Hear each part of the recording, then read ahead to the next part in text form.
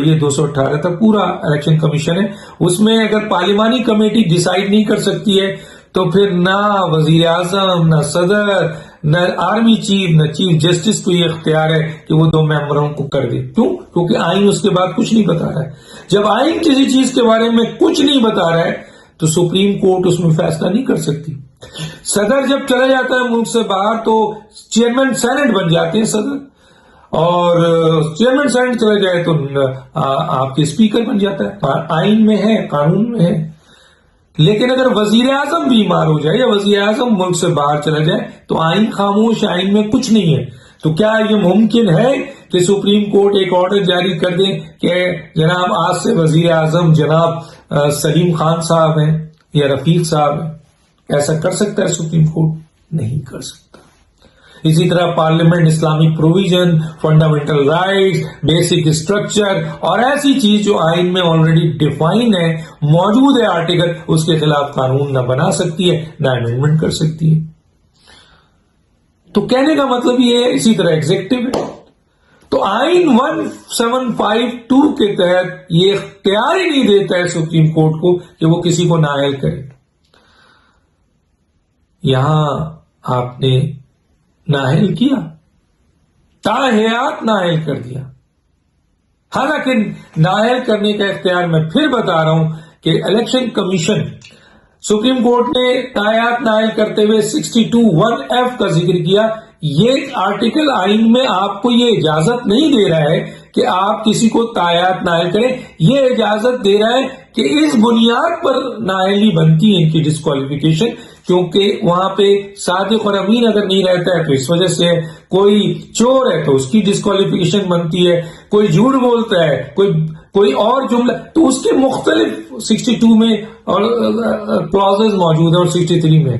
لیکن 63(2) یہ بتا رہا ہے کہ اگر کسی کو ڈسکوالیفیکیشن کرنا ہے تو وہ صرف واحد ادارہ ہے پاکستان میں ممبروں کے لیے. میں اور کسی کی بات نہیں کر رہا ہوں. ممبر مجلس شورا یعنی ممبر پارلیمنٹ، سینٹ، وہ ہے 63(2). اور اس کا بھی ایک پروسیجر بتایا ہے کہ اسپیکر ریفرنس بھیجے گا اور سینٹ ریفرنس بھیجے گا، چیئرمین سینٹ، اور پھر الیکشن کمیشن نوٹیفائی کرے گا. مجھے یہ بتایا جائے، میں بہت ان معزز ججوں سے جنہوں نے یہ کام کیا ہے، ایک الیکٹڈ حکومت کو گرایا ہے، اور لوگوں کا خیال ہے، آئینی ماہرین کا خیال ہے کہ یہ کام ان کا نہیں ہے، چونکہ آئین ان کو یہ اجازت نہیں دیتا ہے 175(2) کے تحت. یہ اجازت 63(2) کے تحت الیکشن کمیشن کے پاس ہے.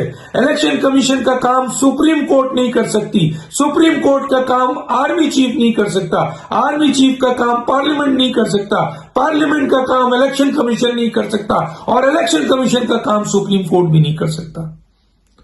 تو گویا اگر 175(2) سے تجاوز کیا ہے آپ نے تو گویا آپ نے آئین کی خلاف ورزی کی ہے.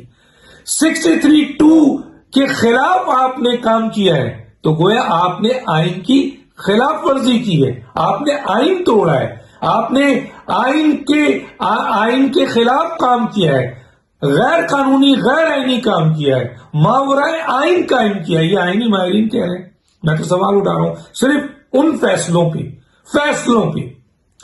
تو کیا اگر یہ سارے کام نہیں کر سکتے اور آپ نے کیا، یا تو پھر مجھے کوئی آرٹیکل دے دیجیے، اور اگر یہ کوئی آرٹیکل آپ نہیں دے سکتے اور آپ یہ سمجھتے ہیں کہ آپ کو ٹوٹل اختیار ہے جو کچھ بھی کریں، اگر کوئی سپریم کورٹ کا جج بن جائے یا ہائی کورٹ کا جج بن جائے تو ایسا نہیں ہے، یا کوئی وزیر اعظم بن جائے یا کوئی آرمی چیف بن جائے تو ایسا نہیں ہے.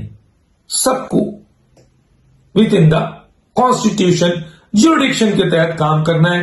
اور اگر آرمی چیف معمولی سی پی سی او ججز کو نکالتا ہے اور جزوی کا آئین جو ہے وہ کرتا ہے تو آپ اس کو پھانسی کی سزا دیتے ہیں. تو ایک الیکٹڈ وزیر اعظم، ایک نہیں دو الیکٹڈ وزیر اعظم کو، اور ایک معمولی سی بات پر، غیر آئینی طور پر، غیر قانونی طور پر، اور جو آپ نے حلف لیا ہے اس کے بھی خلاف ورزی ہے، اگر آپ نے یہ کام کیا تو یہ اس غیر قانونی کام پہ پھانسی ہے. تو کیا مجھے معزز ججز وکلا لوگ جو لا جانتے ہیں، میں طالب علم ہوں، مجھے گائیڈ کریں کہ اگر اس آرمی چیف کو پھانسی دی جا سکتی ہے، الٹا لٹکانے کی بات کی جا سکتی ہے، تو یہاں بھی تو آئین کی بے رحمتی ہوئی، آئین توڑا گیا، آئین کی خلاف ورزی ہوئی، حلف کی خلاف ورزی ہوئی، اور کیا ان کے اوپر سزا بنتی ہے؟